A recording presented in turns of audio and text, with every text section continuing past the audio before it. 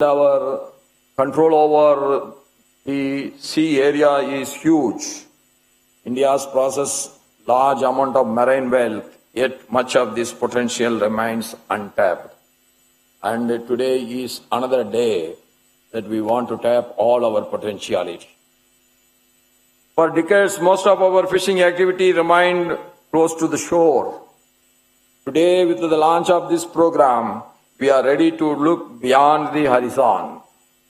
The deep waters of our EEZ and the high seas present immense opportunities for sustainable harvesting of high-value fish such as tuna.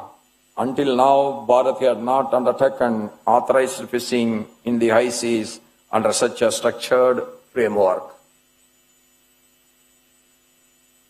The Union Budget 2025-26 recognized this untapped potentiality and announced an enabling framework for sustainable harnessing of fisheries from the EEZ and the high seas. This progressive framework enables our fishermen to venture confidently into these new frontiers. The high seas now represent a new chapter in India's maritime history. Every great nation grows when its people dare to explore the new possibilities. No single country can develop unless the people dare to explore all the possibilities and exploit all the potentialities for the wealth creation.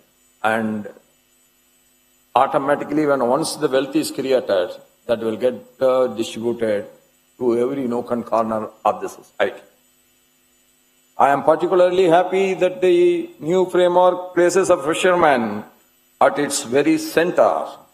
The fisheries rules for the EEZ and the guidelines for fisheries in the high seas in 2025 marks a new beginning in India. It gives priority to giving letter of authorization to fisheries cooperatives, fish farmer producer organizations, and the Indian fishermen. This is a powerful message. When individuals work alone, they do make progress, not in a big way. They do progress, but not in a big way. When they work together, they create a transformation. That is, we have to understand, we have to work together. India's seafood today reaches more than 120 countries. During the last financial year alone, our exports touched an impressive of more than 73,000 crore rupees. This has been said by everyone. Why I am repeating that? We all have to remember one thing, that our quality is acceptable to the entire globe. That's why we are repeating why we have to remind the exports achievement. The world has developed confidence in the quality of Indian seafood now, but I firmly believe that our best achievements are yet to come. We should never be satisfied with what we have achieved. We have to always targeting the high and high so that we can exploit the entire potentiality with us. The High Seas initiative can contribute greatly to this export growth. Our targets are definitely will be achieved by this new effort also. Digital authorization systems, vessel tracking, international certification, the other steps will help Indian seafood command even greater respect in premium global markets. If we enter into premier global markets, that means our progress has attained the global standards. However, as we pursue growth, we must never forget our responsibility towards nature. The sea has nourished the humanity for thousands of years. It is our sacred duty to preserve it for thousands of years more. Sustainable fishing is a moral responsibility of us. The new guidelines are a positive step in the right direction. It is rightly emphasized compliance with the conservation measures and a firm stand against the illegal, unreported and unregulated fishing. East sea and high seas fisheries can create employment not only in harvesting but also in processing, cold chain, transportation, packaging, logistics and export services that will provide a lot of opportunity for our youngsters. It can provide greater participation for women in processing and value addition. It can strengthen the economic life of our coastal Bharat.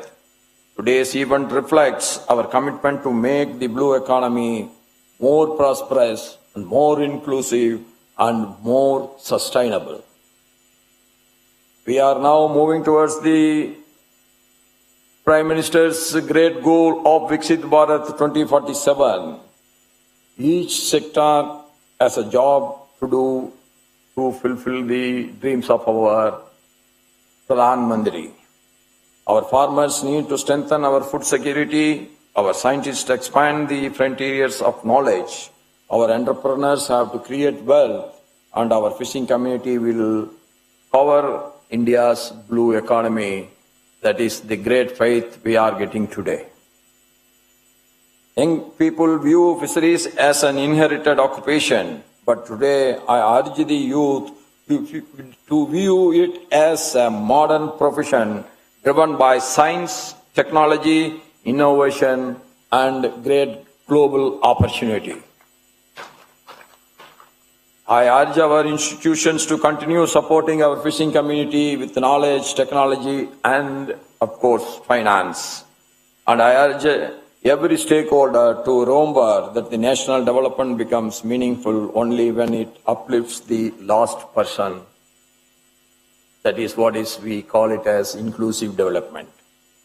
Dear brothers and sisters, let us move forward with confidence together. Together, let us build a stronger coastal Bharat. Together, let us build a stronger India.